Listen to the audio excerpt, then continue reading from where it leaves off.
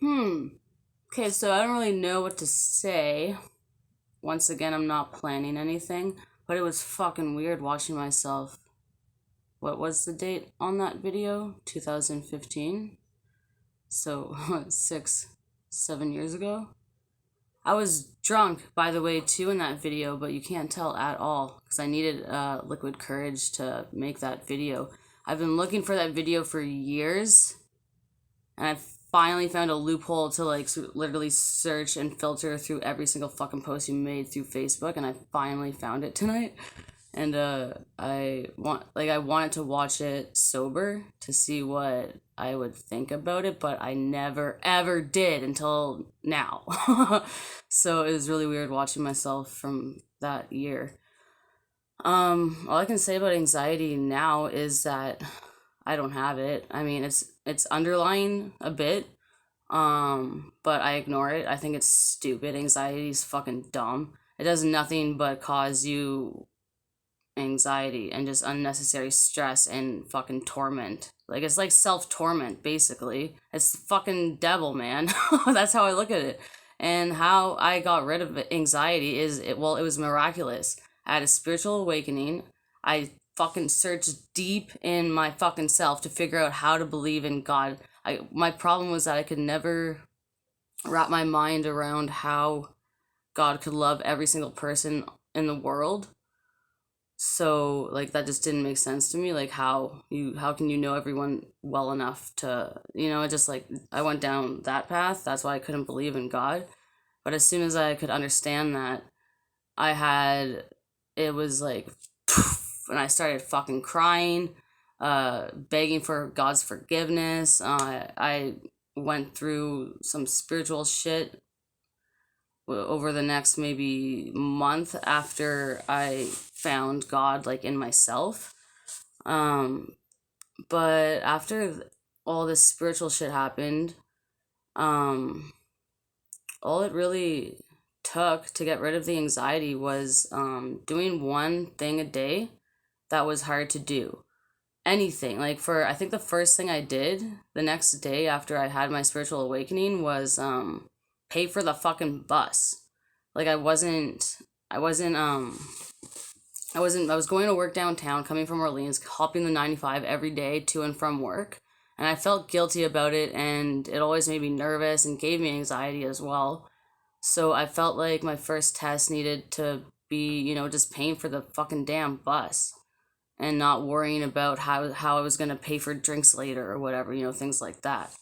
So that was the first step I took. And slowly I just did things that I didn't want to do. One thing a day. I just did a thing that I didn't want to do or something that I was afraid to do to prove to myself that it would all turn out fine. And it always did.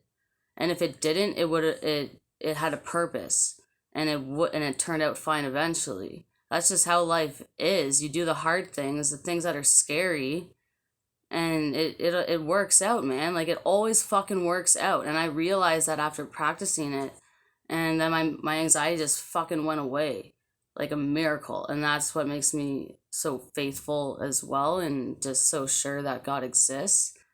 Just because just the fact that I'm not drinking right now doing this video is a fucking miracle, honestly. Like people who really know me, or they don't know me anymore, but people who have known me in the past as an alcoholic, I was a fucking drunken, fucking swearing sailor. Jesus, I'm not drunk. I swear to God. Anyways, people knew me as just a fucking drunk man, and I was. It was horrible, and I used it to suppress the anxiety because I could not function with the anxiety, and I needed the alcohol to suppress that anxiety so I could fucking function. So I was a functioning alcoholic. It's pathetic. Well, not pathetic. It was just it's not who I would like to be, or it's not the way I would like to live my life, and I was depressed because of that. Because I couldn't start. Phone just fell. Because I couldn't be happy with who I was as a drinker. And what it took is just doing the hard, scary things and finding. I mean, you don't have to find God if you don't want to. have to, you know, be formed around one specific thing.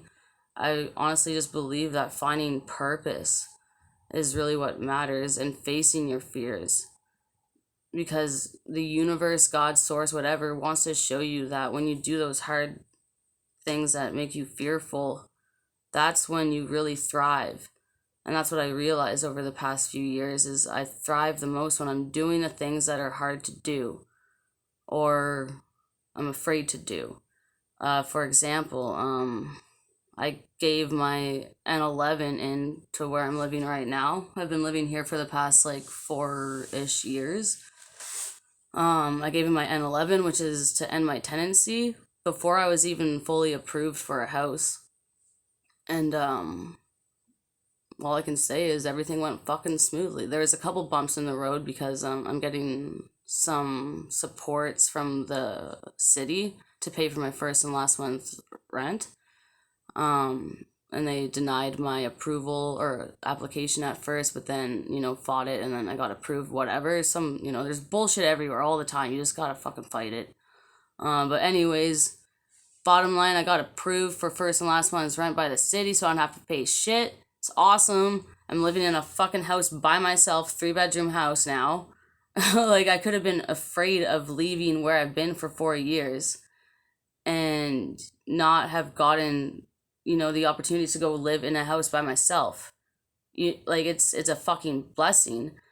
And it's funny too, because if I didn't make that choice to take the steps to move out of here, I would have been evicted right now, because the other weekend I punched another resident in this building in the face. Oopsies. Sorry, God. But I'm not usually a violent person, but people reach their limits. I punched someone in the face, and if I wasn't already moving out, I would have been evicted. And I've already been on the streets. I've been in the shelter. I've been in the fucking psych ward. I've been through all that shit. I've been through, trying to get housing and the difficulties of all that. I don't want to go through that again.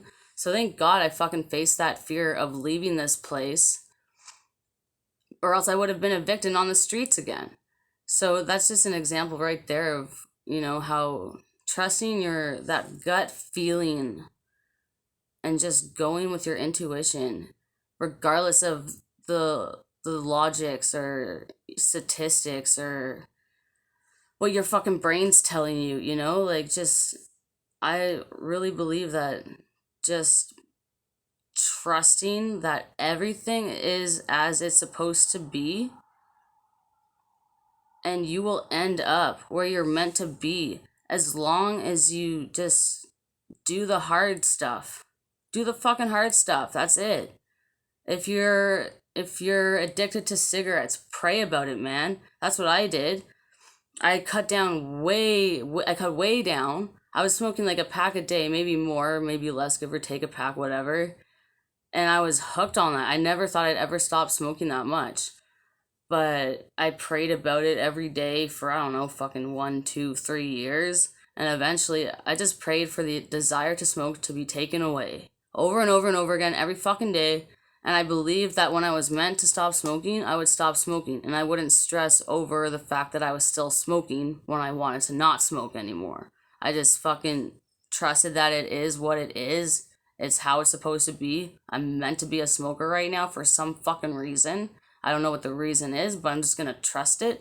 And if I pray about it and it's meant to happen, I will stop smoking. And guess what? I haven't stopped smoking, but I've cut way the fuck down. Way down. To maybe, if I'm not working, I work outside, so I smoke a little more when I'm working. But when I'm just inside in my home, I'll smoke maybe like fucking 5 smokes in a day, which is a huge improvement from a pack or more in a day. So yeah, that's just another example of the power of prayer. So I don't want to be all like woo towards people, who don't believe in God and all that shit. I get you. I used to be a fucking atheist, or I called myself agnostic, thinking that agnostic meant that you're just indifferent and believe that anything is possible, which I still do believe. I'm not fully. I'm not religious. I just believe that God exists, that Satan exists, and that we all have a fucking purpose, and being afraid is just a waste of fucking time. It's a waste of time. Being afraid, nervous, anxious, all that shit of of Satan in my, like, through my kind of beliefs. And anything positive that happens in your life, like me getting a fucking house now, that's fucking God giving me a damn gift. That's a fucking gift. And that's God, and it's a gift in return for me doing things that have been hard. And that's just how life goes. And that's what I've figured out over the past few years. And yeah, looking at that or listening and watching that video, it's funny how I was saying all I really wanted in life was to connect with people, because now I don't give a fuck about connecting with people. I burn bridges like it's my job. I think I've started to believe that I'm meant to be alone almost. And I'm okay with that. I have friends. I live in a building of it's all women. So yeah, it's a little intense with all that female energy in here, but forced to connect with other women every fucking day, all day living here.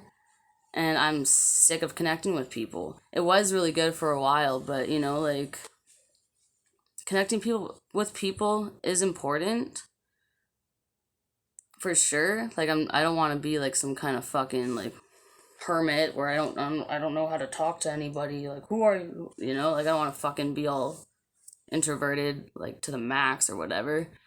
But I honestly, this is gonna annoy a lot of people. Whoever's watching this, I don't know if anyone's even gonna watch this or have gotten this far.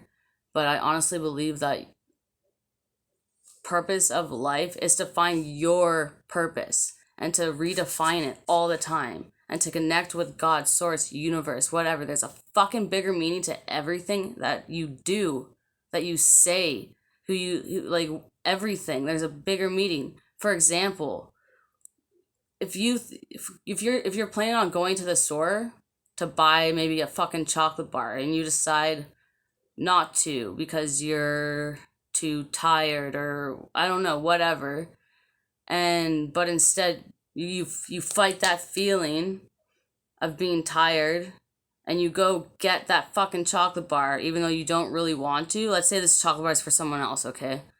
So you're not even buying it for yourself. You're buying it for someone else and you don't really want to, but you fucking go to the store to buy this chocolate bar, and on your way to the store you're walking and there's a kid walking with their mom behind you, and you go and cross a street, and right behind you is the kid and the mother about to cross the street, and a car is about to speed by. But because you're there and you see the fucking car, you fucking stop the car and tell it to fucking slow the fuck down so it doesn't hit the damn kid and the mom that are coming up behind you. That's like, if you weren't there, those two people could have been fucking killed by that car right there. That happens all day, every fucking day, everywhere. If you look around and really look out for these things, you will see the ripple effect in every little thing everyone does. It's amazing. Everything you do matters. Every little fucking thing matters so much. Death is everywhere. It's a miracle. It really is a miracle to be alive, because death is fucking everywhere, especially with the cars and the way that this world lives now, how chaotic and fast and rushed it is. It's amazing that there's still people alive and that we haven't all killed each other by accident already. Like, if you really just think about it and start observing and putting things into practice, you'll see the miracle of life and the miracle of your choices and your actions and your thought patterns and your purpose. And it's a fucking blessing to be alive. There's so much that can be done in one lifetime. If other people may think it's minimal, you'll know it's not. you and God will know it's not minimal, you know. I hope all this is making sense. I just kind of trailed off on a bunch of things there after watching that video of myself. I don't know how different I look. I have no makeup on. I was wearing a lot of makeup in that other video, but anyways, that's irrelevant. I'm gonna end it here. Hope you guys enjoyed this video or whatever the fuck this, I don't know, vlog thing. Watch the first one before this one. I should have said that at the beginning of this video. But yeah, look at the difference between me then and me now. I'm not drinking. I'm sober. I smoke some. I still smoke weed, but whatever. And I was drunk in that video before, trying to control how I was talking way too much because I was drunk and I didn't want to sound drunk. I probably sound drunk in this video because I'm not fucking like all like I need to pronunciate everything so I don't sound drunk. You know, like that's how I would think all the time before because I was drinking all the fucking time. Anyways, I'm just glad I'm finally where I am now. I hope you all can get there too. Okay, peace and love. Bye.